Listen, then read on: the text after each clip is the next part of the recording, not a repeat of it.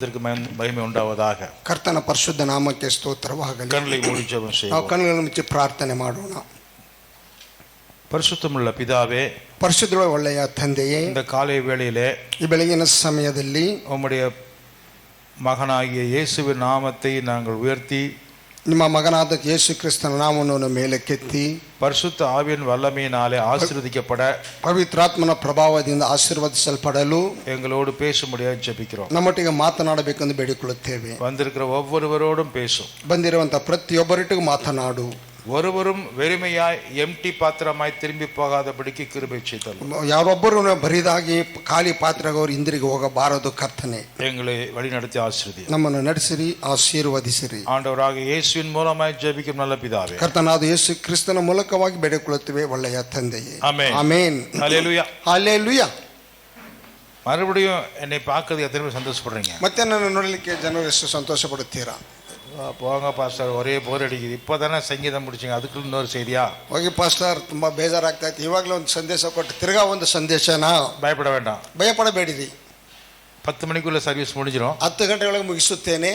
ஆனால் வீட்டுக்கு யாரும் எஸ்கேப் ஆகி போகக்கூடாது. ಆದರೆ ಮನೆಗಳಿಗೆ ಯಾರು ತಪ್ಪಿಸಿಕೊಂಡು ಓಡಬಾರದು. அது பெரிய தப்பு நீங்க பண்றீங்க. ಅದು ದೊಡ್ಡ ತಪ್ಪು ನೀವು ಮಾಡುತ್ತೀರಿ. சபைங்கிறது வெறும் ஒரு ப்ரோக்ராம் கிடையாது. ಸಭೆ ಅನ್ನೋದು ಒಂದು ಬರೀ ಒಂದು ಪ್ರೋಗ್ರಾಮ್ ಅಲ್ಲ. ஒரு பாட்டு முடிஞ்சோன்னா ஆமென் போட்டுட்டு ஓடுறது இல்லை. ಒಂದು ಹಾಡು ಆದ ತಕ್ಷಣ ಆಮೇನಿಂದ ಓಡಿ ಹೋಗುವುದಲ್ಲ. அப்படி நினைச்சிட்டு வந்தீங்கன்னா அவிசுவாசிகளுக்கும் உங்களுக்கும் வித்தியாசமே இல்லை. ಆ ವಿಧವಾಗಿ ಅಂದುಕೊಂಡು ನೀವು ಬಂದರೆ ಅವಿಶ್ವಾಸಿಗಳು ನಿಮಗೆ ಯಾವುದೇ ಒಂದು ವ್ಯತ್ಯಾಸವಿಲ್ಲ. ஒருவரோடு ஒருவர் அந்யோன்யம் ஐக்கியம் ஜெபம் இருக்கணும். ಒಬ್ಬರಿಗೊಬ್ಬರು ಅನ್ಯೋನ್ಯ ಐಕ್ಯವು ಪ್ರಾರ್ಥನೆಯು ಇರಬೇಕು. மெசேஜ் கொடுக்கறது காணிக்கை முடிக்கிறது மட்டும்தான் முடியுது. ಸಂದೇಶ ಕೊಡೋದು ಕಾಣಿಕೆ ಕೊಡೋದು ಮುಗಿಯುತ್ತದೆ ಎಂದು ಅಂದುಕೊಳ್ಳಬೇಡಿ. அதுக்கு பிறகு ஜெபம் இருக்குது. ஒருத்தர் பார்த்து விசாரிச்சு தெரிஞ்சுக்கிட்டு பழகணும். ஒருத்தர் பத்தி நம்ம தெரிஞ்சுக்கணும். ಅದರ ನಂತರ ಒಬ್ಬರೊಬ್ಬರು ಭೇಟಿ ಮಾಡಿ ಅವರೊಟ್ಟಿಗೆ ಮಾತನಾಡಿ ಅವರೊಟ್ಟಿಗೆ ಸ್ನೇಹದಿಂದ ನಾವು ಮಾತನಾಡಿ ಅವರೊಟ್ಟಿಗೆ ಬೆರೆಯಬೇಕು. ஒரு 20 நிமிஷத்துக்கு 30 நிமிஷம் தானே, ಒಂದು 20 ರಿಂದ 30 ನಿಮಿಷ ತಾನೇ. அதுக்கு கூட உங்களுக்கு பொறுமை இல்லாம நீங்க ஓடுனீங்கன்னா, ಅದಕ್ಕೂ ನಿಮ್ಗೆ ತಾಳ್ಮೆ ಇಲ್ಲದೆ ನೀವು ಹೊಡಿ ಹೋದರೆ இந்த சபையில நீங்க விசுவாசியா இருக்கிறதுக்கு அர்த்தமே இல்ல. ಈ ಸಭೆಯಲ್ಲಿ ನೀವು ವಿಶ್ವಾಸ ಇರುವುದಕ್ಕೆ ಒಂದು ಅರ್ಥವೇ ಇಲ್ಲ. அதனால ಆದ್ದರಿಂದ இது ஆராதனைங்கிறது ஒரு சின்ன ஒரு ப்ரோக்ராம் தான். அது சபையே முடிஞ்சு போச்சு நினைச்சு ஓடிடக்கூடாது. ಆರಾಧನೆ ಒಂದು ಚಿಕ್ಕ ಒಂದು ಪ್ರೋಗ್ರಾಮ್, ಅದು ಸಭೆಯ ಮುಕ್ತಾಯವಾಯಿತು ಎಂದು ನಾವು ಓಡಬಾರದು. தயவுசெய்து எல்லாரும் இருந்து, ದಯವಿಟ್ಟು ಎಲ್ಲರೂ ಇದ್ದು, வாலிபர்கள் கூட்டம் வாலிபர்கள் அதில் கலந்து கொள்ளணும். ಯವನಸ್ಥರಲ್ಲಿ ನೀವು ಪಾಲ್ಗೊಳ್ಳ ಹೊಂದಬೇಕು. சகோதரிகள் கூட்டம் சகோதரிகள் அதில் கலந்து கொள்ளணும். ಸಹೋದರ ಕೂಟದಲ್ಲಿ ಪಾಲು ಹೊಂದಬೇಕು. சிறுவர்கள் கூட்டம் சிறுவர்கள் அதில் பங்கெடுக்கணும். ಚಿಕ್ಕ ಮಕ್ಕಳ ಕೂಟದಲ್ಲಿ ಪಾಲು ಹೊಂದಬೇಕು. பெரியவர்கள் எல்டர்ஸ் மூப்பர்கள் ஒன்னா சேர்ந்து ஜெபிக்கணும். அப்பதான் உங்க குடும்பம் நல்லா இருக்கும், சபையும் நல்லா இருக்கும். ಹಿರಿಯರೆಲ್ಲರೂ ಒಟ್ಟಾಗಿ ಕೂಡಿ ನೀವೆಲ್ಲರೂ ಒಟ್ಟಾಗಿ ಕೂಡಿ ನೀವು ಪ್ರಾರ್ಥನೆ ಮಾಡಬೇಕು. ಆವಾಗಲೇ ನಿಮ್ಮ ಕುಟುಂಬಗಳು ಸಭೆಯು ಚೆನ್ನಾಗಿರುವುದು. உங்க குடும்பம் நல்லா இருக்கும், ಕುಟುಂಬವು ಚೆನ್ನಾಗಿರುತ್ತದೆ. உங்களால சபையும் நல்லா இருக்கும். ನಿಮ್ಮ ಮೂಲಕವಾಗಿ ಸಭೆಯು ಚೆನ್ನಾಗಿರುತ್ತದೆ. இதுல உண்மையா இல்லாம இருந்தீங்கன்னா, ಇದರ ನಿಜಸ್ಥರಾಗಿ ನೀವು ಇಲ್ಲದೆ ಹೋದರೆ நீங்க சபைக்கு வந்தாலும் பிரயோஜனமே இல்ல. ಸಭೆಗೆ ನೀವು ಬಂದರೂ ವ್ಯರ್ಥ, ಪ್ರಯೋಜನವಿಲ್ಲ. அந்யோன்யம் ஐக்கியத்துல கர்த்தருடைய பந்தியில ஒவ்வொன்றிலுமே நீங்க இருக்கணும். ಅನ್ಯೋನ್ಯದಲ್ಲಿ ಐಕ್ಯದಲ್ಲಿ ಕರ್ತನ ಪಂಕ್ತಿಯಲ್ಲಿ ಪ್ರತಿಯೊಂದರಲ್ಲಿ ನೀವು ಇರಬೇಕು. சாவுலயும் இருக்கணும், கல்யாணத்திலும் இருக்கணும், சந்தோஷத்துல இருக்கணும், ಮರಣದಲ್ಲಿ ಇರಬೇಕು, ಮದುವೆಯಲ್ಲಿ ಇರಬೇಕು, ಸಂತೋಷದಲ್ಲಿ ಇರಬೇಕು. ஒரு சகோதரன் தப்பு பண்ணா அவனை திருத்துறதுக்கு கூட நமக்கு கூட இருக்கணும். ಒಬ್ಬ ಸಹೋದರನು ತಪ್ಪು ಮಾಡಿದವನು ತಿದ್ದುವುದಕ್ಕೂ ನೀವು ಜೊತೆಯಾಗಿರಬೇಕು. சோர்ந்து போயிருந்தா அவனை சரிப்படுத்துறதுக்கும் அவனை தெம்பு கொடுத்து அவனை வழி நடத்துறதுக்கு கூட இருக்கணும். ಒಬ್ಬನು ಸೋತು ಹೋಗಿದ್ದರೆ ಅವನು ಧೈರ್ಯಗೊಳಿಸುವುದಕ್ಕೆ, ಅವನನ್ನು ನಾವು ನಡೆಸುವುದಕ್ಕೆ, ಅವನ ಉತ್ಸಾಹಗೊಳಿಸುವುದಕ್ಕೆ ಅವನೊಟ್ಟಿಗೆ ನಮ್ಮ ಸಭೆಯೊಟ್ಟಿಗೆ ಇರಬೇಕು ನೀವು. அதுதான் இயேசு கிறிஸ்துவினுடைய சரீரம். ಅದುವೇ ಯೇಸು ಕ್ರಿಸ್ತನ ಶರೀರವು. எத்தனை பேர் நம்புறீங்க? ಎಷ್ಟು ಜನ ನಂಬುತ್ತೀರಾ? ஹல்லேலூயா, ஹல்லேலூயா, ஹல்லேலூயா. இல்ல பிரதர் 10 மணி வரைக்கும் இங்கே ப்ரோக்ராம், 10 மணிக்கு மேல அங்க ப்ரோக்ராம், இப்படி ஊர் சுத்திரீங்களா இருந்தீங்கன்னா நான் உங்களை ஒரு மெம்பராகவே நான் நினைக்கவே மாட்டேன். ஏதோ வராங்க போறாங்கன்னு நினைச்சு விட்டுருவேன். ನಾನು ಎಲ್ಲ ಪಾಸ್ಟರ್ 10 ಗಂಟೆ ಇಲ್ಲಿ ಒಂದು ಪ್ರೋಗ್ರಾಮ್, ನಂತರ ಊರು ಸುತ್ತುವಂಥ ಪ್ರೋಗ್ರಾಮ್ ಅಂತ ಹೇಳಿದಾಗ ನೀವು ನನ್ನ ಒಂದು ಸಭೆ ಸದಸ್ಯನಿಂದ ನಾನು ನಂಬುವುದಿಲ್ಲ, ವ್ಯರ್ಥವಾಗಿ ಬರುತ್ತೀರಿ ಎಂದುಕೊಳ್ಳುತ್ತೇನೆ. நான் நம்புறது இருக்கட்டும், நீங்க சதஸ்யராகவே இல்லைன்னு அர்த்தம். ನೀವು ಸದಸ್ಯರು ಇಲ್ಲವೇ ಎಂದು ಅರ್ಥವು. அதனால ಆದ್ದರಿಂದ தூண்களை போல நீங்கள் இருக்கணும். ಸ್ತಂಭಗಳಂತೆ ನೀವು ಇರಬೇಕು. தூண்களுக்கும் தூசுகளுக்கும் என்ன வித்தியாசம்? ಸ್ತಂಭಗಳಿಗೂ ಧೂಳಿಗೆ ಏನು ಅರ್ಥ? என்ன பாஸ்டர் நீங்க இஷ்டத்துக்கு வாய்க்கு வந்து அப்படின்னா திட்டுறீங்களா? ಏನ್ ಪಾಸ್ಟರ್ ಬಾಯಿಗೆ ಬಂದಾಗಲ್ಲ ಬೈತೀರಾ? சங்கீதம் 1 நீங்க படிச்சீங்கன்னா, ಕೀರ್ತನೆ 1 ನೀವು ಓದಿದರೆ, மரங்கள் ஸ்தம்பங்களைப் போல ஒரே இடத்துல நின்று அது வளர்ந்து கனி கொடுக்கும். ಮರಗಳು ಒಂದೇ ಸ್ಥಳದಲ್ಲಿ ನಿಂತು ಅದು ಬೆಳೆದು ಅದು ಫಲವನ್ನು ಕೊಡುವುದು. தூசி ஒரு இடத்துல நிற்காது. ಅದರ ಧೂಳು ಒಂದು ಕಡೆ ನಿಲ್ಲುವುದಿಲ್ಲ. காற்று பறக்கடிக்கிற பதரை போல துன்மார்க்கர்கள் சுத்தி கொண்டே இருப்பார்கள், அலைந்து திரிவார்கள், வளரவே மாட்டாங்க. ಗಾಳಿ ಬೀಸಿದಂತ ದುರ್ಮಾರ್ಗರು ಹುಟ್ಟಿದಂತ ಅವರು ಹಾರಿ ಹೋಗುವವರು ಕಾಣುವುದೇ ಇಲ್ಲ. நீதிமானுடைய சபையிலும் அவர்கள் இருப்பதில்லை. ನೀತಿವಂತನ ಸಭೆಯಲ್ಲಿ ಅವರು ನಿಲ್ಲುವುದಿಲ್ಲ. ஹல்லேலூயா, ஹல்லேலூயா. இதுக்கப்புறம் நீங்க என்ன பண்றீங்களோ உங்களை நீங்களே வெளிப்படுத்தி காட்டுறீங்கன்னு நான் நினைச்சுக்குவேன். ಇದರ ನಂತರ ನೀವೇನು ಮಾಡ್ತೀರಿ, ನಿಮ್ಮನ್ನು ನೀವೇ ತೋರಿಸಿಕೊಳ್ಳುತ್ತೀರಿಂದ ಅರ್ಥವು. நம்ம சபையில ஆளுங்க கம்மி தான் இருக்கிறாங்க. ನಮ್ಮ ಸಭೆಯಲ್ಲಿ ಜನರು ಕಮ್ಮಿಯಾಗಿದ್ದಾರೆ. ஆனா வெறும் கூட்டம் இல்ல நம்ம சர்ச்சு, இது ஒரு ரத்தினங்களை சேர்த்த பொக்கிஷமாய் நான் பார்க்கிறேன். ಇದು ಬರೀ ಒಂದು ಕೂಟವಲ್ಲ, ನಮ್ಮ ಸಭೆಯ ಒಂದು ರತ್ನಗಳನ್ನು ಕೂಡಿಸಿದಂತ ಸಭೆಯಾಗಿ ನಾನು ಅದನ್ನು ಕಾಣುತ್ತಿದ್ದೇನೆ. சில சபையில 200 பேர் எங்க சர்ச்சுக்கு வராங்க பாஸ்டர்னு சொல்லுவாங்க. ಕೆಲವು ಸಭೆಗಳಲ್ಲಿ 200 ಜನರು ನಮ್ಮ ಸಭೆ ಬರುತ್ತಾರೆ ಪಾಸ್ಟರ್ ಎಂದು ಹೇಳುತ್ತಾರೆ. ஆனா அதுல ஜெபிக்கிறவங்க எத்தனை பேரு, கலந்துக்கிறவங்க எத்தனை பேரு, பைபிள் ஸ்டடி பண்றவங்க எத்தனை பேர்னு கேட்டாக்கா 20 பேர் தான் பாஸ்டர்னு சொல்லுவாங்க. ಅದರ ಪಾಲು ಹೊಂದವರು ಎಷ್ಟು ಜನರು, ಪ್ರಾರ್ಥನೆ ಮಾಡುವ ಎಷ್ಟು ಜನರು, ಅದರ ಸೇರಿ ಬರುವವರು ಎಷ್ಟು ಜನರು ಎಂದು ಹೇಳಿದಾಗ ಬರೀ 20 ಜನರು ಮಾತ್ರ ಎಂದು ಹೇಳುತ್ತಾರೆ. ஏன் சபையை பத்தி நான் அப்படி சொல்ல விரும்பல. ನನ್ನ ಸಭೆಯನ್ನು ಕುರಿತು ಆ ವಿಧವಾಗಿ ಹೇಳಲಿಕ್ಕೆ ನಾನು ಇಷ್ಟಪಡುವುದಿಲ್ಲ. எப்படி? ಹೇಗೆ? எல்லாருமே ಎಲ್ಲರೂ ரத்தினங்கள், ರತ್ನಗಳು. அப்படி நினைச்சீங்கன்னா கை தூக்கி ஆமேன்னு சொல்லுங்க. ಹಾಗೆಂದರೆ ಕೈಗಳನ್ನು ಎತ್ತಿ ನಾವು ಆಮೇನ್ ಎಂದು ಹೇಳೋಣ. ஹல்லேலூயா, ஹல்லேலூயா. ரத்தினங்கள், ರತ್ನಗಳು. ரத்தின மாலையில் இருக்கக்கூடிய ஒரு கல்லும் விலையேற பெற்றது. ರತ್ನದ ಒಂದು ಸರಮಾಲೆಯಲ್ಲಿ ಇರುವಂತ ಒಂದೊಂದು ಕಲ್ಲು ಬಹಳ ಬೆಲೆಯುಳ್ಳದ್ದು. நீங்க ஒவ்வொருத்தருமே சூப்பரா ஆசீர்வதிக்கப்பட்டவங்களா நீங்கள் இருக்கணும். ನೀವು ಒಬ್ಬೊಬ್ಬರು ಬಹಳ ಚೆಂದಾಗಿ ನೀವು ಆಶೀರ್ವಾದ ಹೊಂದಿದವರಾಗಿ ಇರಬೇಕು. நமக்கு 2000 பேர் 200 பேர் வரையும் எனக்கு கவலை இல்லை. ஆனா இருக்கிற நீங்க சூப்பரா ஆசீர்வதிக்கப்பட்டு கர்த்தராலே நீங்கள் வழிநடத்தப்பட வேண்டும். ನಮ್ಗೆ 2000 ಜನರು ಬೇಕು, 200,000 ಜನ ಬೇಕು ಅಂತ ಇರಬಾರದು. ನಾವು ಇರುವಂತವರ ನಾವು ಕರ್ತನಿಂದ ನಡೆಸಿದವರೆಗೆ ನಾವು ಇರಬೇಕು. இரபாரது நான் சொல்லல, 2000 பேர் இல்லையே நான் கவலைப்படல. ஆனா இருக்கிறவங்க ரத்தனமா இருக்குன்னு நினைக்கிறேன். 2000 ಜನರಿಂದ ನಾನು ಚಿಂತೆ ಪಡುತ್ತಿಲ್ಲ, ಇರುವವರ ರತ್ನಗಳಂತ ಇರಬೇಕು ಅಂತ ನಾನು ಯೋಚನೆ ಮಾಡುತ್ತೇನೆ. ஹல்லேலூயா, ஹல்லேலூயா. ஒவ்வொருத்தரும் எங்க சபையில ஆண்டவரை நேசிக்கிறாங்கன்னு நான் சொல்லணும். ಒಬ್ಬೊಬ್ಬರು ನಮ್ಮ ಸಭೆಯಲ್ಲಿ ದೇವರನ್ನು ಪ್ರೀತಿಸುತ್ತೇನೆ ಎಂದು ನಾನು ಹೇಳಬೇಕು. ஒருவர் மேல ஒருவர் நாங்க பாசமா இருக்கிறோம், அன்பா இருக்கிறோம், அந்யோன்யமா இருக்கிறோம் நான் சொல்லணும். ಒಬ್ಬರ ಮೇಲೆ ಒಬ್ಬರು ಪ್ರೀತಿಯಿಂದ ಇದ್ದೇವೆ, ವಿಶ್ವಾಸದಿಂದ ಅನ್ಯೋನ್ಯತೆಯಿಂದ ಇದ್ದೇವೆ ಎಂದು ನಾನು ಹೇಳಬೇಕು. என்னுடைய சாட்சி கர்த்தர் கேட்பார். உங்களுக்கு தெரியுமா? ನನ್ನ ಸಾಕ್ಷಿಯನ್ನು ದೇವರು ಕೇಳುತ್ತಾನೆ. ನಿಮಗೆ ಗೊತ್ತುಂಟಾ? உங்களுக்கு ஊழியக்காரனாக என்னை கர்த்தர் நியமிச்சிருக்கிறார். ನಿಮಗೆ ದೇವರ ದಾಸನಾಗಿ ನನ್ನನ್ನು ದೇವರು ನೇಮಿಸಿದ್ದಾನೆ. ஹல்லேலூயா, ஹல்லேலூயா. அப்போ நான் உங்களை ஒவ்வொருத்தரை பத்தி நான் யோசிக்கிறேன். ಆಗ ನಿಮ್ಮನ್ನು ಒಬ್ಬೊಬ್ಬರನ್ನು ಕುರಿತು ನಿಮ್ಮನ್ನು ಕುರಿತು ನಾನು ಯೋಚನೆ ஒவ்வொரு ಮಾಡುವವನಾಗಿದ್ದೇನೆ. குடும்பத்துக்காகவும் நான் வசனங்களை கொடுக்க விரும்புறேன். ಒಂದೊಂದು ಕುಟುಂಬಕ್ಕೂ ವಾಕ್ಯಗಳನ್ನು ಕೊಡಲಿಕ್ಕೆ ಬಂದು ವಾಕ್ಯವನ್ನು ಕೊಡಲಿಕ್ಕೆ ನಾನು ಇಷ್ಟಪಡುತ್ತೇನೆ. உங்களை சும்மா அப்படியே காணிக்கை வாங்கிட்டு அமுச்சு விடுறதுக்காக நான் இல்ல இங்க. ನಾನು ಸುಮ್ಮನೆ ನಿಮ್ಮ ಹತ್ರ ಕಾಣಿಕೆಯನ್ನು ತೆಗೆದುಕೊಂಡು ನಿಮ್ಮನ್ನು ಕಳಿಸುವುದಕ್ಕಾಗಿ ನಾನು ಇಲ್ಲಿ ಇಲ್ಲ. உங்கள் ஒவ்வொருவரும் கர்த்தருடைய சபையிலே நாட்டப்பட்ட ஒலிவ மரங்களைப் போல நீங்கள் வளர்ந்து அவருக்கு கனி கொடுக்கணும், மகிமையை கொடுக்கணும் நான் நினைக்கிறேன். ನೀವು ಒಬ್ಬೊಬ್ಬರು ಕರ್ತನ ಒಂದು ಆಲಯದಲ್ಲಿ ನೆಡಲ್ಪಟ್ಟಂತ ಒಲಿವ ಮರಗಳಂತೆ ನೀವು ಫಲವನ್ನು ಕೊಡುವಂತವರಾಗಿರಬೇಕು. ಎಣ್ಣೆ ಮರಗಳ ಹಾಗೆ, ಖರ್ಜೂರದ ಮರಗಳ ಹಾಗೆ. ஹல்லேலூயா, ஹல்லேலூயா. நீங்கள் கர்த்தருக்கு மகிமை கொடுக்கிறவர்களாய் நீங்கள் இருக்க வேண்டும். ಕರ್ತನಿಗೆ ಮಹಿಮೆಯನ್ನು ಕೊಡುವವರಾಗಿರಬೇಕು. இந்த சபைன்னு சொன்னா அதுல நான் இருக்கிறேன்னு நீங்க நினைக்கணும். ಈ ಸಭೆ ಅಂತ ಹೇಳುವಾಗ ಅದರಲ್ಲಿ ನಾನು ಇದ್ದೇನೆ ಎಂದು ಅಂದುಕೊಳ್ಳಬೇಕು. என்ன பிரதர் சர்ச்சுக்கு போனீங்களா நீங்க யாரும் கேட்க கூடாது, நீங்க அங்க இருக்கணும். ಏನ್ ಬ್ರದರ್ ಚರ್ಚಿಗೆ ಹೋದ್ರೆ ಅಂತ ನೀವು ಕೇಳಬಾರದು, ನೀವು ಅಲ್ಲಿರಬೇಕು. ஹல்லேலூயா, ஹல்லேலೂயா. நான் எந்த ஊருக்கு போனாலும் ನಾನು ಯಾವುದೇ ಊರಿಗೆ ಹೋದರೂ என் மனசு பூரா இங்கதான் இருக்கும். ನನ್ನ மனசு ಪೂರ್ತಿ ಇಲ್ಲೇ ಇರುತ್ತದೆ. ஆமா பாஸ்டர், நல்லா தெரியும் பாஸ்டர், யாராவது பாஸ்ட் ஆயிடக்கூடாது நீங்க நினைக்கிறீங்க இல்லையா? ಹೌದು ಪಾಸ್ಟರ್, ಚೆನ್ನಾಗಿ ಗೊತ್ತು ಪಾಸ್ಟರ್, ನಿಮ್ಗೆ ಯಾರಾದ್ರೂ ಪಾಸ್ಟ್ ಆಗಬಾರದು ಎಂದು ಅಂದುಕೊಳ್ಳುತ್ತೀರಲ್ಲವೇ? அந்த கவலை எனக்கு இல்ல. ಆ ಒಂದು ಚಿಂತೆ ನನಗಿಲ್ಲ. ஹல்லேலூயா, ஹல்லேலூயா. என்னுடைய ஆடுகள் என் சத்தத்துக்கு செவி கொடுக்கும்னு இயேசு சொன்னது போல ನನ್ನ ಕುರಿಗಳು ನನ್ನ ಶಬ್ದಕ್ಕೆ ಕಿವಿಗೊಡುತ್ತೆ ಎಂದು ಯೇಸು ಕ್ರಿಸ್ತನು ಹೇಳಿದ ಪ್ರಕಾರವಾಗಿ நானும் இங்க ஒரு மேய்ப்பனா இருக்கிறேன். என்னுடைய விசுவாசிங்க காசுக்காகவோ விளம்பரத்துக்காகவோ அவங்க எங்கேயுமே என்னை விட்டு போக மாட்டாங்கன்னு எனக்கு தெரியும். ನಾನು ಈ ಸಭೆಗೆ ನಾನು ಒಬ್ಬ ಸ್ವಪಾಲಕನಾಗಿದ್ದೇನೆ. ನನ್ನ ಒಂದು ಕುರಿಗಳು ಕಾಸಿಗಾಗಿಯೋ ಬೇರೆ ಒಂದಕ್ಕಾಗಿಯೋ ಎಲ್ಲಿಗೆ ಅವ್ರು ಹೋಗುವುದಿಲ್ಲ ಎಂದು ನನಗೆ ಗೊತ್ತುಂಟು. சில குடும்பங்கள் திடீர்னு வருவாங்க, திடீர்னு காணாது போயிடுவாங்க. சேலத்தில் நான் இருக்கும்போது ಕೆಲವು ಕುಟುಂಬಗಳು ದಿಢೀರಂತ ಬರುತ್ತವೆ, ಅನಂತರ ಕಾಣದೆ ಹೋಗುತ್ತವೆ. ಸೇಲಂ ಮೇಲೆ ನಾನು ಇದ್ದಾಗ இந்த பாஸ்டர் ரொம்ப கஷ்டப்படுவார். ಪಾಸ್ಟರ್ ಬಂದು ಬಹಳ ಕಷ್ಟಪಡುತ್ತಾರೆ. என்னப்பா திடீர்னு பார்த்தா 40 பேர் இருப்பாங்க, அப்புறம் பார்த்தா வெறும் 10 பேர் இருப்பாங்க. ಏನಪ್ಪ ದಿಢೀರ್ ಅಂತ ನೋಡಿದ್ರೆ 40 ಜನರು ಕಾಣುತ್ತಾರೆ, ಅನಂತರ ನೋಡಿದ್ರೆ ಬರೀ 10 ಜನ ಇರುತ್ತಾರೆ. என்னன்னு சொல்லி கேட்டா ಏನೆಂದು ಕೇಳಿದರೆ சர்ச் முடிச்சதுக்கு அப்புறம் சொல்லுவாங்க, ಆ ಚರ್ಚೆ ಮುಕ್ತಾಯದ ನಂತರ ಅವ್ರು ಹೇಳುತ್ತಾರೆ, அங்க இன்னொருத்தர் பாஸ்டர் இன்னைக்கு சாப்பாடு கொடுக்குறாருன்னு சொன்னா ಓಡಿ போயிட்டாங்க பாஸ்டர். ಅಲ್ಲಿ ಮತ್ತೊಬ್ಬ ಪಾಸ್ಟರ್ ಅಲ್ಲಿ ಊಟವನ್ನು ಬಡಿಸ್ತಾರೆ ಅಂತ ಹೇಳಿದಾಗ ನಾವು ಅಲ್ಲಿಗೆ ಹೋದವು ಪಾಸ್ಟರ್ ಎಂದು ಹೇಳುತ್ತಾರೆ. தமிழ்நாட்டில் என்ன சொல்லுவாங்கன்னா, ತಮಿಳುನಾಡಲ್ಲಿ ಏನು ಹೇಳುತ್ತಾರೆ ಎಂದರೆ வாயில சோறு கையில 100 கொடுத்து ಓಡಿ போயிடுவாங்க. ಬಾಯಿಗೆ ಸೋರು ಮನೆ ಕೈಯಲ್ಲಿ 100 ಕೊಟ್ಟರೆ ಅವ್ರ ಕಡೆಗೆ ಓಡೋಗ್ತಾರೆ. இந்த வாரம் அங்க ஆப்சென்ட், ಈ ವಾರ ಅಲ್ಲಿಗೆ ಅವರು ಆಬ್ಸೆಂಟ್, ಅವರು ಇರಲ್ಲ. ஏன்? ಏಕೆ?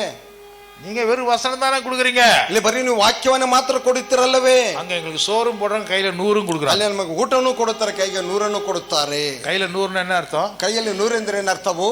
எனக்கு அங்கே போனால் எனக்கு தேவைகள் சந்திக்குது, எனக்கு பெட்ரோலுக்கோ எதுக்கோ கொடுக்குறாங்க, நான் ஜாலியாக போயிட்டு வரேன். ನಾನು ಅಲ್ಲಿ ಹೋದ್ರೆ ನಾನು ಅವಶ್ಯಕತೆ ಸಂಧಿಸುತ್ತೇವೆ, ಅವ್ರು ಕೊಟ್ಟಂತ ಹಣದಿಂದ ನಾನು ಒಂದು ಅವಶ್ಯಕತೆಗಳನ್ನು ಸಂಧಿಸಿಕೊಳ್ಳುತ್ತೇನೆ, ನಾನು ಜಾಲಿಯಾಗಿ ಅಲ್ಲಿಗೆ ಹೋಗಿ ನಾನು ಬರುತ್ತೇನೆ. சூப்பராக சாப்பாடு கொடுக்குறாங்க, ಒಳ್ಳೆ ಊಟವನ್ನು ಕೊಡುತ್ತಾರೆ. அதனால நாங்கள் வீட்டுக்கு போய் சமைக்கணுங்கிற அவசியம் இல்லை. ಆದ್ದರಿಂದ ಮನೆಗೆ ಹೋಗಿ ನಾವು ಅಡಿಗೆ ಮಾಡುವಂತ ಅವಶ್ಯಕತೆ ಇಲ್ಲ. அதனால வாயில சோறு கையில 100 கொடுத்தா நாங்கள் அங்கே போயிடுவோம். ಅದರಿಂದ ಬಾಯಿಗೆ ಊಟವು ಕೈಗೆ 100 ಕೊಟ್ಟರೆ ನಾವು ಅಲ್ಲಿಗೆ ಹೋಗುತ್ತೇವೆ. அப்புறம் எப்படி நீங்கள் 3 வாரம் இங்கே வந்தீங்க? ಹಾಗಾದ್ರೆ ಹೇಗೆ ನೀವು ಇಲ್ಲಿ 3 ವಾರ ನೀವು ಬಂದಿರಿ? அங்கெல்லாம் சர்ச்சில் சாப்பாடு இல்லை, கையில் 100 கொடுக்கல, அதுக்காக இங்கே நாங்கள் வந்தோம். ಆ ಚರ್ಚಲ್ಲಿ ಊಟನೂ ಇಲ್ಲ, ಕೈಗೆ ಕಾಸು ಇಲ್ಲ, ಆದ್ರಿಂದ ನಾವು ಇಲ್ಲಿಗೆ ಬಂದೆವು. அந்த மாதிரி நம்ம சபை இல்லை, அதுக்காக நான் கர்த்தரை ಆ ஸ்தோத்திரிக்கிறேன். ವಿಧವಾಗಿ ನಮ್ಮ ಸಭೆಯಲ್ಲಿ ಆದ್ರಿಂದ ಕರ್ತನಿಗೆ ಸ್ತೋತ್ರವನ್ನು ಸಲ್ಲಿಸುತ್ತೇನೆ. Praise the Lord. Praise the Lord. Hallelujah. Hallelujah. Okay, இப்போ இந்த வாசித்த இந்த வசனத்திலிருந்து நாம ஒரு வசனத்தை படிப்போம். ಈ ವಾಕ್ಯ ಓದಿದಂತ ಭಾಗದಿಂದ ಒಂದು ವಾಕ್ಯವನ್ನು ನಾವು ಓದೋಣ. வசனம் 1, 2, 3 படிச்சோம். ವಾಕ್ಯ 1, 2, 3 ಓದಿದೆವು. இது மிகப்பெரிய ஒரு செய்தி இதில் இருக்குது. ಇದು ಒಂದು ದೊಡ್ಡ ಸಂದೇಶ ಇದರಲ್ಲಿ ಇರುವುದು. ஆனால் அதில் இருந்து நான் ஒரு விஷயத்தை எடுத்து நான் உங்களுக்கு சொல்ல விரும்புகிறேன். ನಾನು ಅದರೊಳಗೆ ಒಂದು ವಿಷಯವನ್ನು ಮಾತ್ರ ನಾನು ತೆಗೆದು ಹೇಳುತ್ತೇನೆ. தேவனுடைய சித்தத்தினாலே, ದೇವರ ಚಿತ್ತಾನುಸಾರವಾಗಿ இயேசு கிறிஸ்துவினுடைய அப்போஸ்தலனாகிய பவுல், ಯೇಸುವಿನ ಅಪೊಸ್ತಲನಾದ ಪೌಲನು எபேசில் இருக்கக்கூடிய விசுவாசிகளுக்கு ஒரு கடிதத்தை எழுதுகின்றார். ಎಫೆಸದಲ್ಲಿರುವ ದೇವಜನರಿಗೆ ಒಂದು ಪತ್ರಿಕೆಯನ್ನು ಬರೆದನು. என்னன்னு சொல்லுகிறார்? ಏನೆಂದು ಹೇಳುತ್ತಾನೆ? எபேசில் இருக்கிறவர்களே என்று சொல்லல, ಎಫೆಸದಲ್ಲಿರುವವರೇ ಎಂದು ಹೇಳಲಿಲ್ಲ. என்ன சொல்றான் பாருங்க, ಅದನ್ನ ಏನು ಹೇಳುತ್ತಾನೆ ನೋಡಿರಿ. கிறிஸ்து இயேசுவுக்குள் விசுவாசிகளாய் இருக்கிற பரிசுத்தவான்களே. ಕ್ರಿಸ್ತ ಯೇಸುವಿನಲ್ಲಿ ನಂಬಿಕೆ ಇಟ್ಟಿರುವವರಿಗೂ ಬರೆಯುವುದೇನೆಂದರೆ, ஹல்லேலூயா, ஹல்லேலூயா, இயேசு கிறிஸ்துவுக்குள் விசுவாசிகளாக இருக்கிற பரிசுத்தவான்கள். ಕ್ರಿಸ್ತ ಯೇಸುವಿನಲ್ಲಿ ನಂಬಿಕೆ ಇಟ್ಟಿರುವಂತ ವಿಶ್ವಾಸಿಗಳು. என்னுடைய பைபிள் அப்படி போட்டிருக்குது. ನನ್ನ ಬೈಬಲ್ ನಂಬಿಕೆ ಇಟ್ಟವರಿಗೆ கிறிஸ்து இயேசுவுக்குள் ಕ್ರಿಸ್ತ ಯೇಸುವಿನಲ್ಲಿ விசுவாசிகள். அவர்கள் எப்படி இருக்காங்க? ಅವರು ಹೇಗಿದ್ದಾರೆ? எபேசுவில் பரிசுத்தவான்களா இருக்கிறார். ಅವರು ಪರಿಶುದ್ಧವಂತರಾಗಿದ್ದಾರೆ. ಕನ್ನಡದಲ್ಲಿ எப்படி இருக்குன்னு படிக்கலாமா? ಕನ್ನಡದಲ್ಲಿ ಹೇಗಿದೆ ನಾವು ಓದೋಣವೇ? ಕನ್ನಡ ಒಂದನೇ ವಾಕ್ಯ. ದೇವರ ಚಿತ್ತಾನುಸಾರವಾಗಿ ಕ್ರಿಸ್ತ ಯೇಸುವಿನ ಅಪೊಸ್ತಲನಾಗಿರುವಂತ ಪೌಲನು ಎಫೆಸದಲ್ಲಿರುವ ದೇವರ ಜನರಿಗೆ ಕ್ರಿಸ್ತ ಯೇಸುವಿನಲ್ಲಿ ನಂಬಿಕೆ ಇಟ್ಟಿರುವವರಿಗೂ ಬರೆಯುವುದೇನೆಂದರೆ, ಆಮೆನ್, ಹಲ್ಲೆಲೂಯಾ. ಇಂಗ್ಲಿಷ್ல படிப்போம். Paul, an apostle of Christ Jesus. Paul, who is Paul? He is an apostle of the Lord Jesus Christ. By the will of God. By the will of God. To God's holy people. He is writing to the holy people in Ephesus. In the city of Ephesus. The faithful in Christ Jesus. Actually, they are faithful in Christ Jesus. Tamil எழுதுற வாசிங்க. தேவனுடைய சித்தத்தினாலே பேசினாவே சும்மா அப்படியே whistle அடிக்குது brother. தேவனுடைய சித்தத்தினாலே இயேசு கிறிஸ்துவினுடைய அப்போஸ்தலனாகிய பவுல், இயேசு கிறிஸ்துவினுடைய அவராலே நியமிக்கப்பட்ட அப்போஸ்தலனாய் இருக்கக்கூடிய பவுல் எழுதுகிறான். எபேசு என்கிற ஊரிலே கிறிஸ்து இயேசுவுக்குள் விசுவாசிகளாக இருக்கிற பரிசுத்தவான்கள், நம்பிக்கைஸ்தராக இருக்கக்கூடிய விசுவாசிகளாக இருக்கக்கூடிய பரிசுத்தவான்கள். ஹல்லேலூயா, ஹல்லேலூயா. இந்த ஒரு வசனமே இன்னைக்கு நமக்கு போதும்னு நினைக்கிறேன். ಈ ಒಂದು ವಾಕ್ಯವೇ ಇದು ನನಗೆ ಸಾಕು ಅಂದುಕೊಳ್ಳುತ್ತೇನೆ. Praise the Lord. Praise the Lord. அப்போஸ்தலனாகிய பவுல், ಅಪೋಸ್ತಲನಾದ ಪೌಲನು, அப்போஸ்தலன் என்ன அர்த்தம்? ಅಪೋಸ್ತಲನೆಂದ್ರೆ ಏನರ್ಥವು? போஸ்டல் டிபார்ட்மெண்ட்ங்கிற வேர்டு இந்த அப்போஸ்தலனுங்கிற வார்த்தையிலிருந்து வந்தது. ಪೋಸ್ಟಲ್ ಎನ್ನುವಂತ ಒಂದು ವಾಕ್ಯವು ಅಪೋಸ್ತಲ್ ಎನ್ನುವಂತ ಒಂದು ಪದದಿಂದ ಬಂದಿದೆ. கிரீக் வார்த்தை. ಗ್ರೀಕ್ ಪದವು. அப்படின்னு என்ன அர்த்தம்? ಹಾಗೆಂದರೆ ಏನರ್ಥವು?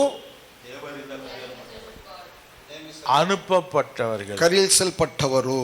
போஸ்டல் அப்படின்னா ಪೋಸ್ಟಲ್ ಅಂತ ಹೇಳಿದರೆ அனுப்பப்பட்டவர்கள், ಕಳಿಸಲ್ಪಟ್ಟವರು, அனுப்பப்படுவதற்கு அதிகாரம் பெற்றவர்கள். ಕಳಿಸಲ್ಪಡಲಿಕ್ಕೆ ಅಧಿಕಾರವನ್ನು ಹೊಂದಿದವರು. எதுக்கு? ಯಾವುದಕ್ಕೆ? போஸ்டல் டிபார்ட்மெண்ட் என்ன பண்ணுது? ಪೋಸ್ಟಲ್ ಡಿಪಾರ್ಟ್ಮೆಂಟ್ ಏನು ಮಾಡುತ್ತದೆ? ஒருத்தர் கொடுக்கிற மெசேஜ் உங்கள்ட்ட கொண்டு வந்து கொடுக்குது. ಒಬ್ಬರು ಕೊಡುವಂತ ಸುದ್ದಿಯನ್ನು ಮತ್ತೊಬ್ಬರಿಗೆ ತಂದು ಕೊಡುವುದು. அப்போஸ்தலங்கிறவன் யாரு? அப்போ ಅಪೋಸ್ತಲನು ಯಾರಾಗಾದರೆ? இயேசு கிறிஸ்து ஒரு மெசேஜை கொடுத்து அனுப்புறாரு.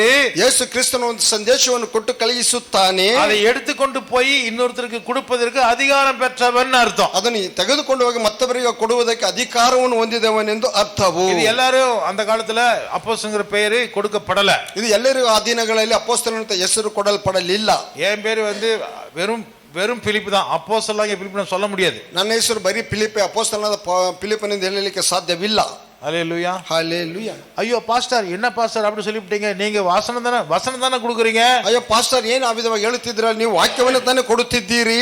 கரெக்ட் தான். ಸರಿ, நான் ஊழியக்காரன் தான். ನಾನು ದೇವರ ದಾಸನೇ. ஆனா நான் அப்போஸ்தலன் என்று நான் சொல்ல முடியாது. ನಾನು ಅಪೋಸ್ತಲನೆಂದು ನಾನು ಹೇಳಲಿಕ್ಕೆ ನನ್ನಿಂದ ಸಾಧ್ಯವಿಲ್ಲ.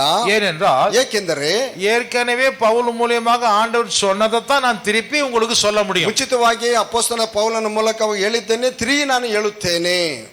ஆண்டவர் பவுலுக்கு சொன்னதைத்தான் நான் வாசிக்கிறேன். ದೇವರು ಪೌಲನಿಗೆ ಹೇಳಿದ್ದೇನೆ, ನಾನು ಓದುತ್ತೇನೆ. அதனால ಆದ್ದರಿಂದ நான் அப்போஸ்தலன் அல்ல, ನಾನು ಅಪೋಸ್ತಲನಲ್ಲ.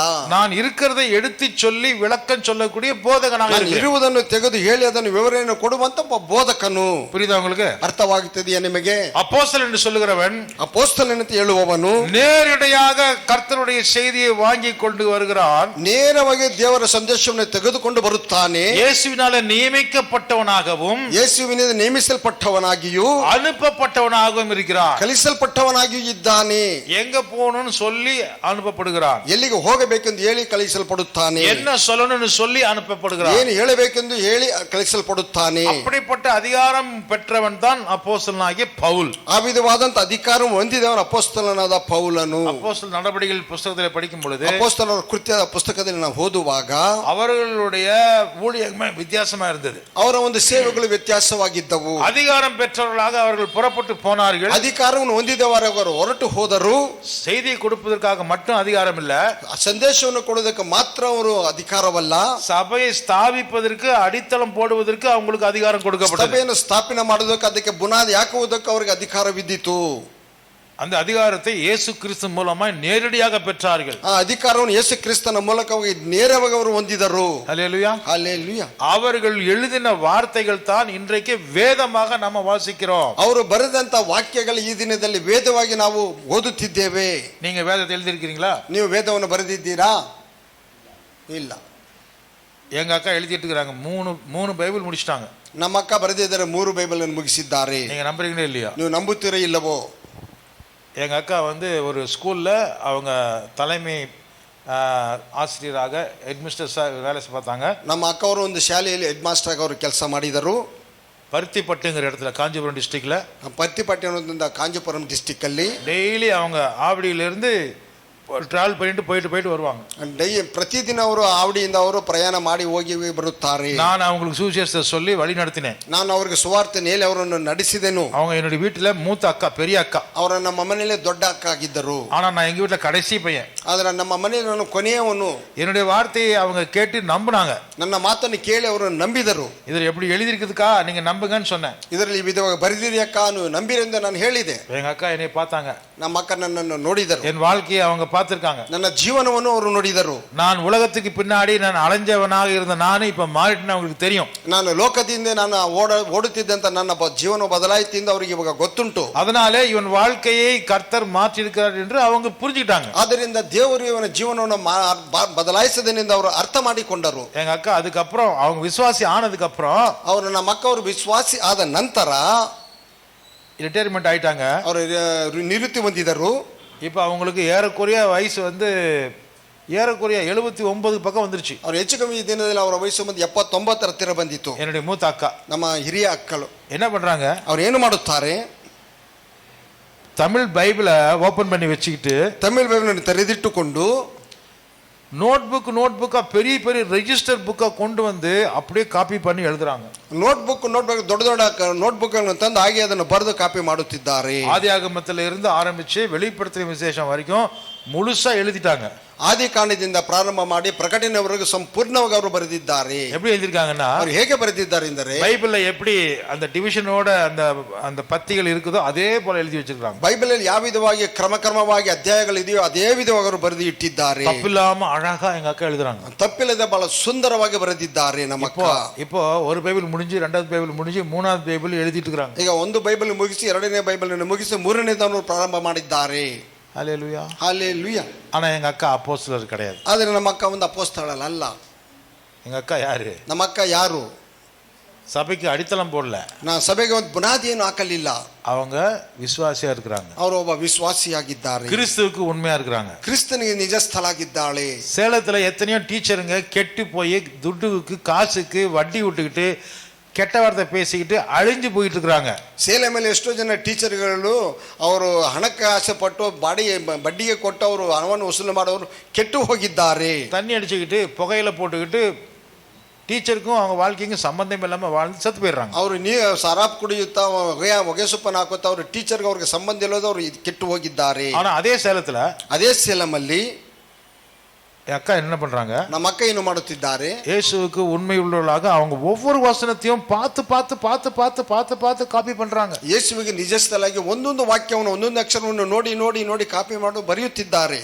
எங்க அக்கா மகள், கடைசி மகள் பாத்துக்கிறா, ನಮ್ಮ ಅಕ್ಕನ ಕೊನೆಯ ಮಗಳು ನೋಡಿಕೊಳ್ಳುತ್ತಾಳೆ. அவள் ஒரு டீச்சரா இருக்கா, ಆಕೆ ಒಬ್ಬ ಟೀಚರ್ ಆಗಿದ್ದಾಳೆ. காலையில அக்காவுக்கு வேணுங்கிறதெல்லாம் சமையல்லாம் பண்ணி கொடுத்துட்டு போனா, ಬೆಳಿಗ್ಗೆ ನಮ್ಮ ಅಕ್ಕನಿಗೆ ಬೇಕಾದಂತ ಎಲ್ಲವನ್ನು ಮಾಡಿ ಅವರು ಕೊಟ್ಟು ಹೋದರೆ, ஸ்கூலுக்கு போயிட்டு அவ வெளியூர்ல போய் ஸ்கூல் முடிச்சுட்டு ஈவினிங் சாயங்காலம் 5-6 மணிக்கு வரும் வரைக்கும் ಅವ್ರು ಆಚೆ ಊರಿಗೆ ಟೀಚರ್ ಆಗಿ ಹೋಗಿ ಕೆಲಸ ಮಾಡಿ ಸಂಜೆ 6 ಗಂಟೆ ಅವ್ರ ಮನೆಗೆ ಬಂದಾಗ எங்க அக்கா என்ன பண்றாங்க, ನಮ್ಮ ಅಕ್ಕ ಏನು ಮಾಡುತ್ತಾರೆ, தமிழ் பைபிளை பாக்குறாங்க, ತಮಿಳು ಬೈಬಲನ್ನು ನೋಡುತ್ತಾರೆ, பென் வச்சு தன்னுடைய நோட் புக்கில் எழுதுறாங்க, ಪೆನ್ನಿಂದ ತನ್ನ ನೋಟ್ಬುಕ್ ಅಲ್ಲಿ ಬರೆದುಕೊಳ್ಳುತ್ತಾರೆ. சாயங்காலம் வரைக்கும் அம்மா இப்படிதான் பண்றாங்க மாமா என்று என்னுடைய அக்கா மகள் எனக்கு சொல்றான். ಸಂಜೆಯವರೆಗೂ ಅಮ್ಮ ಈ ವಿಧವಾಗಿ ಮಾಡುತ್ತಾರೆ ಮಾಮ ಎಂದು ನಮ್ಮ ಅಕ್ಕನ ಮಗಳು ನನಗೆ ವರದಿ ಒಪ್ಪಿಸುತ್ತಾಳೆ.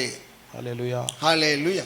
இயேசுவுக்கு உண்மையாய், ಯೇಸುವಿಗೆ ನಿಜಸ್ಥರಾಗಿ, ನಂಬಿಕಸ್ಥರಾಗಿ கிறிஸ்துவனுடைய வசனத்தை கேட்கிறதிலே, ದೇವರ ವಾಕ್ಯವನ್ನು, ಕ್ರಿಸ್ತನ ವಾಕ್ಯವನ್ನು ಕೇಳುವುದರಲ್ಲಿ, இயேசுவினுடைய உபதேசத்தை கேட்பதிலே, ಯೇಸು ಕ್ರಿಸ್ತನ ಉಪದೇಶವನ್ನು ಕೇಳುವುದರಲ್ಲಿ, அவர் என்ன சொல்றாருன்னு தெரிஞ்சுக்கிற விஷயத்துல, ಅವರು ಏನು ಹೇಳುತ್ತಾರೆ ಎಂದು ತಿಳಿದುಕೊಳ್ಳುವಂತ ವಿಷಯದಲ್ಲಿ எத்தனை பேர் நம்மள உண்மையா இருக்கிறோம்? ಎಷ್ಟು ಜನ ನಮ್ಮಲ್ಲಿ ನಾವು ನಿಜಸ್ಥರಾಗಿ ನಾವು ಇದ್ದೇವೆ? எத்தனை பேர் நம்ம முழு பைபிளை முழுசா வாசிச்சிருக்கிறோம்? ಎಷ್ಟು ಜನ ನಾವು ಸಂಪೂರ್ಣ ಬೈಬಲ್ ಅನ್ನು ಪೂರ್ತಿಯಾಗಿ ನಾವು ಓದಿದ್ದೇವೆ? கிறிஸ்துவுக்கு உண்மையா இருக்கிறோமா? ಕ್ರಿಸ್ತನಿಗೆ ನಾವು ನಿಜಸ್ಥರಾಗಿ ನಾವು ಇದ್ದೇವಾ? நம்ம வாயினால நம்ம வாசிச்சிருக்கிறோமா? ನಮ್ಮ ಬಾಯಿಯಿಂದ ನಾವು ಅದನ್ನು ನಾವು ಓದಿದ್ದೇವಾ? நம்முடைய மனசுல தியானம் பண்ணிருக்கிறோமா? ನಮ್ಮ ಮನಸ್ಸಿನಲ್ಲಿ ಧ್ಯಾನ ಮಾಡಿದ್ದೇವಾ?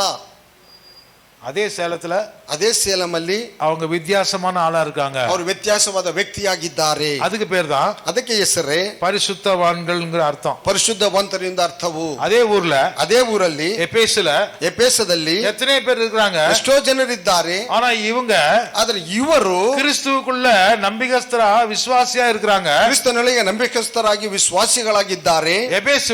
ಎಫೆಸುವಿನಲ್ಲಿ இவங்க பரிசுத்தவான்களா இருக்கிறாங்க. ಇವರು ಪರಿಶುದ್ಧವಂತರಾಗಿದ್ದಾರೆ.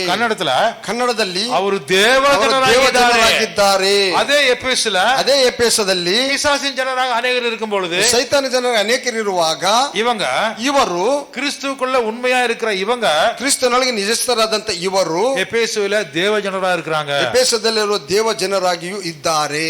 ஹல்லேலூயா, hallelujah. Praise the lord. Praise the lord. என்ன செய்தி இன்னைக்கு நமக்கு? ಏನು ಸಂದೇಶ ಇದನ್ನ ನಮಗೆ? அப்போஸ்தலனா என்னன்னு கத்துக்கிட்டோமா? ಅಪೊಸ್ತಲನ ಏನೆಂದು ನಾವು ಕಲಿತುಕೊಂಡೆವಾ? ஒரே சத்தம் தான் வருது, ஆமான்னு. ಒಂದು ಕಂಠ ಮಾತ್ರ ಕೇಳ್ತಾ ಇದೆ. நவீன் புரியலையா? ಅರ್ಥವಾಗ್ತಿಲ್ವೇನಪ್ಪ? அப்போஸ்தலனா புரியல? அப்போஸ்தலங்கிற வார்த்தைக்கும் அவங்களுக்கு புரியுது. உனக்கு புரியுதா? ನಿನಗೆ ಅರ್ಥವಾಗ್ತಿದ್ಯಾ? புரியல. அப்போஸ்தலன் என்னப்பா? ಅಪೊಸ್ತಲನ ಎಂದರೆ ಏನು? இல்ல, ಕಲಿಸಲ್ಪಟ್ಟವರು. அனுப்பப்பட்டவங்க. ಕಲಿಸಲ್ಪಟ್ಟವರು. அதிகாரத்தை கொடுத்து அனுப்பப்பட்டவங்க. ಅಧಿಕಾರವನ್ನು ಕೊಟ್ಟು ಕಳಿಸಲ್ಪಟ್ಟವರು, செய்தியை நேரடியாக கேட்டு போய் சொல்லும்படி அனுப்பப்பட்டவர்கள். ಸಂದೇಶವನ್ನು ನೇರವಾಗಿ ಕೇಳಿ ಕಳಿಸಲ್ಪಟ್ಟವರು. அவங்களுக்கு என்ன பேரு? ಅವ್ರಿಗೆ ಏನು ಹೆಸರು? இப்ப எந்த ஆளை பத்தி நம்ம இங்க படிச்சோம்? ಯಾವ ವ್ಯಕ್ತಿಯನ್ನು ಕುರಿತು ನಮ್ಮಲ್ಲಿ ಓದಿದೆವು? சரி, பவுல் யாருக்கு எழுதுறா? ಪೌಲು ಯಾರಿಗೆ ಬರೆಯುತ್ತಿದ್ದಾನೆ? எபேசுல ಎಪೇಸದಲ್ಲಿ இருக்கிறவங்க யாரு? ಇರುವವರು ಯಾರು? எல்லா எபேசுக்காரங்களுக்குமா?